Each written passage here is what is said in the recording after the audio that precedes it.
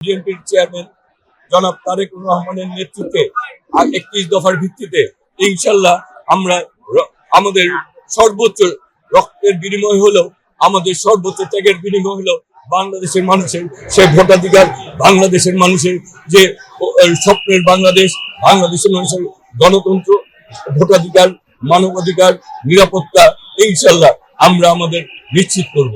আমরা দেশকে তাবেদার মুক্ত করতে চাই, আমরা দেশকে গণতান্ত্রিক করতে চাই। আমরা দীর্ঘ 16 বছর পর আমরা মানুষের ভোটাধিকার ফিরে পেতে চাই। আজকে বিদেশি শক্তি, তাবেদারি সেই রাষ্ট্রগুলি এবং দেশের অভ্যন্তরে লুকিয়ে থাকা অনেক ষড়যন্ত্র চক্রান্তকারীরা এই দেশের এই সামনে 12ই ফেব্রুয়ারি ভোটকে নস্যাৎ করার জন্য তারা আজকে চক্রান্ত ষড়যন্ত্র করছে। আজকে কখনো প্রার্থীকে, কখনো দলীয় নেতাকর্মী হত্যা করার মাধ্যমে তারা এই দেশের যে ভোটাধিকার, মানুষ আবার যে ভোটাধিকার অধিকার ফিরে পাচ্ছে তাকে নস্যাৎ করতে চায়। অনেক রক্তের বিনিময়ে এবং শরীফ ওসমান হাদির রক্তের বিনিময়ে আমরা একটি নির্বাচন করতে চাই এবং সেই নির্বাচনে আমরা চাই আগামী দিনে প্রতিটি মানুষ তার ভোটাধিকার ফিরে পাক।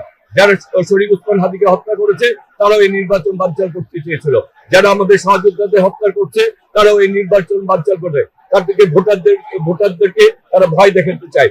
আমরা বলতে চাই, আমরা অনেক রক্ত দিয়েছে, নির্যাতন নিপীড়ন সহ্য করেছি, আমরা কোনো কিছুতে ভয় পাই না। আমরা যতক্ষণ পর্যন্ত মানুষের ভোটাধিকার, মানুষের গণতন্ত্র ফিরে না আসবে ততক্ষণ পর্যন্ত আমরা একের পর এক শহীদ হয়ে হলেও এই মানুষের অধিকারটি ইনশাল্লাহ আমরা বাস্তবায়ন করব।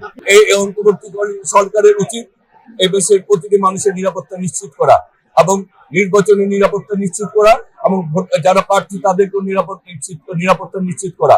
কিন্তু আজকে যদি তারা এটি ব্যর্থ হয় তাহলে এর দায় দায়িত্ব তাদেরকে নিতে হবে।